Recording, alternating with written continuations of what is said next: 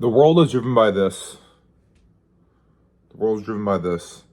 Pretty much the world is driven by impulse, right? So 99% of pretty much all people are going to be bots. Going on autopilot. Just kind of going with momentum. Going with the flow, call it. And that's what I'm going to be talking about. The easiest way to separate yourself from this. The easiest way to make yourself above average. So, most people will react to make decisions without thought. I call this not having a plan, right? So, those who choose to deliberately analyze and make intentional choices to elevate themselves above the average is how you're going to make that leap, right? So, first, what's the first step to do this?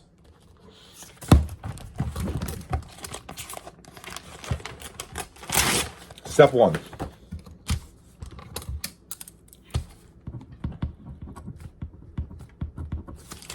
Step one. It's backwards, but you get the gist of it. Figure out what you want out of your life. Figure out what you want to accomplish.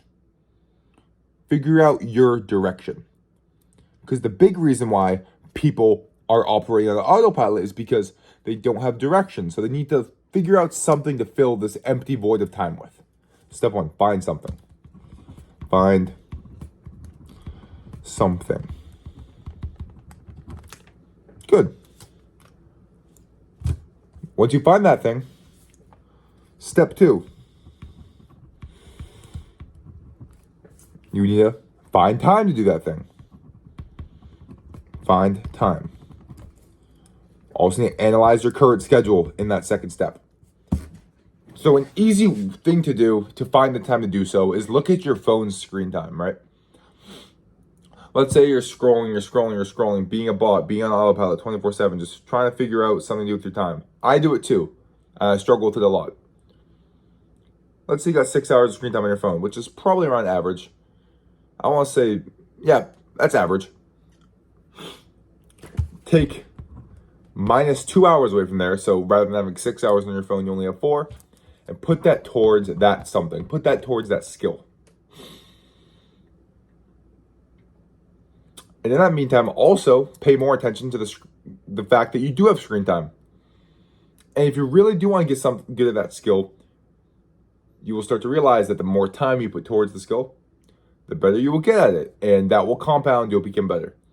And once again, you will be more conscious of how you're using your time. There's one framework of finding something and then finding time to do it. And analyzing how productive you are is going to allow you to be a lot more aware and a lot more mindful of the time you are wasting and how you could be using this time. So, what's next? Step 3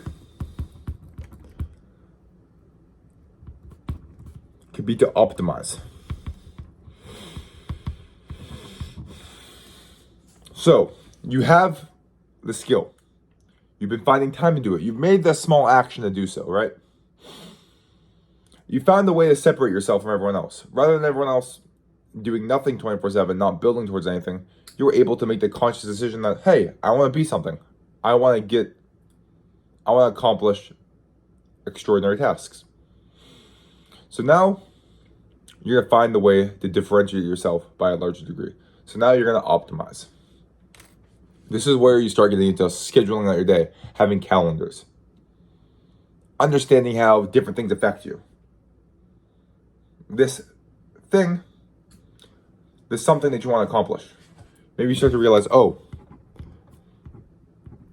alcohol kills my productivity, kills my recovery, doesn't allow me to build towards a skill better. I waste a lot of time between 9 and 12 in the morning on my phone, on my computer, playing video games, watching TV. Maybe I cut that out. Make a conscious effort to not do that. While I'm working, my phone is in my vicinity and it kills my focus. Let me move my phone away. You finding a skill to build towards is what's opening the door to realize what all these other activities and distractions are doing to you. Right? So not only are you learning a skill, but you're learning about yourself, the best conditions you work under. And if you are going to take this, something you learned, the skill you found, you now know how to build other skills.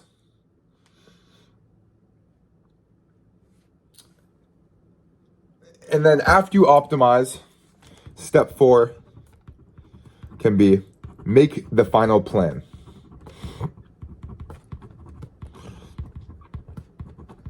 There's going to be another step after this. Make final plan. You now have your plan where it's ingrained into your brain in a habitual state that you are analyzing the day.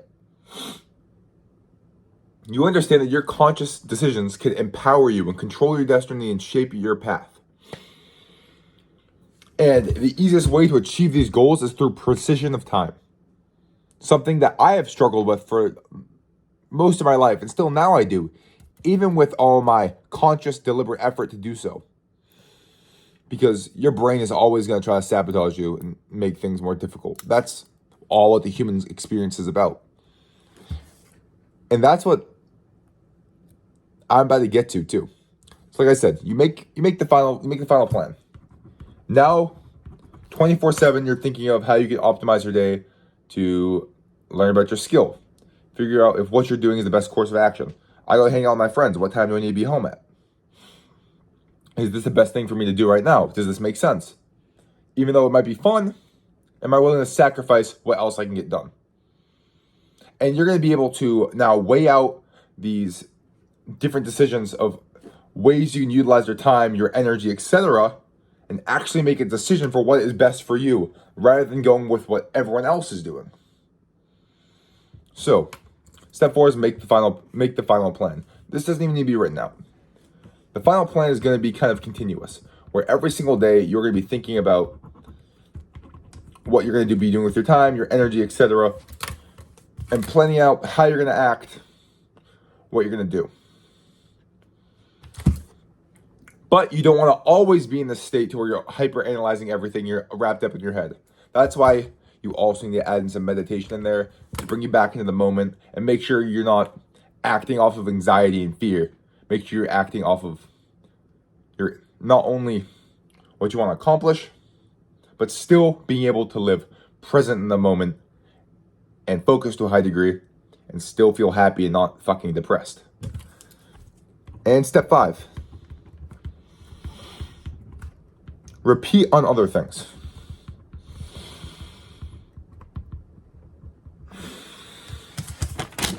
Right? I don't know if you can see this, it is backwards, but this goes back to the idea that the theory of constraints, right? Think about like, this is a chain, right?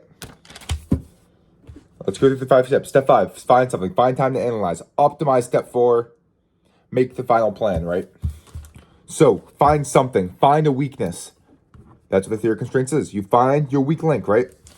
You keep looking for this weak link continuously, right? Right there, that's the weak link. Now you're gonna find time to fix that. Let's say you're in bad shape. Oh, that's my weakest link. I have money, I have a good social life, but I'm in bad shape. I have a bad body. You are going to go to the gym. Find time to go to the gym. Maybe even baby steps. Find time to go for a walk. Put some more energy towards eating healthier. Right? You're going to do that. Analyze your approach. Figure out what you're doing wrong. Figure out what you're doing right. Kind of play with that a little bit. And then step 3, you're going to be able to optimize it.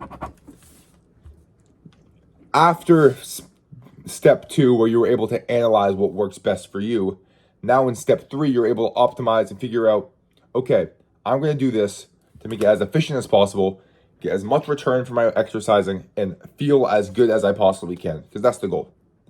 So let's say step 3, when you're optimizing, you find the workout split that works good for you. Perhaps you get a personal trainer. Maybe you decide, oh, I don't like conventional weightlifting. Let me do some Olympic lifts. You start doing that. Maybe you start to realize, oh, I have to Rather than doing this poor habit right here, I have to fit my working out in here. You're optimizing your time for that to work perfectly. And you're optimizing it to get the most from returning your body and to make your chain. Because once again, the theory of constraints, the chain is you. And each weak link is a part of you. Each link is a part of you. So this weak link you're fixing, you're optimizing to make that link as strong as possible because you are only as strong as your weakest link. Step 4, you make the final plan. You're able to figure out this way to integrate this something, have this being fitness, into your life. This is now a part of your daily life.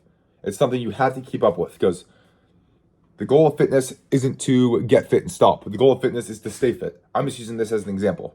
So you have to make a final plan. It doesn't need to be written down. I mean, that's helpful for me, but where you are able to budget in this time for fitness within your day.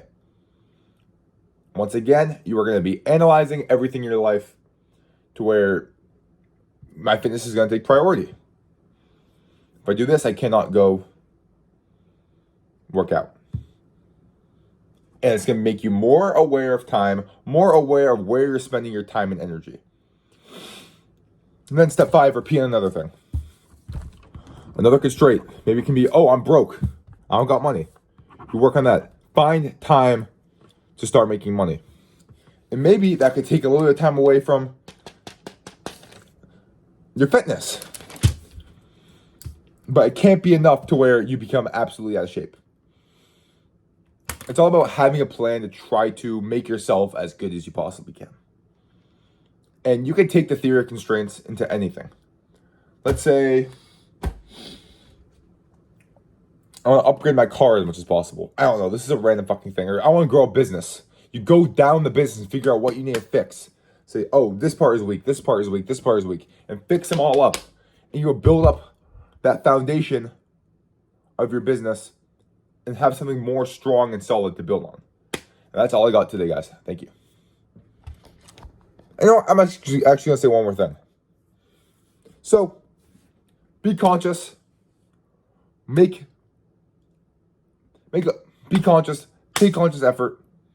And don't be a bot like everyone else. Don't operate on autopilot and be dragged into what everyone else is doing just because they are doing it.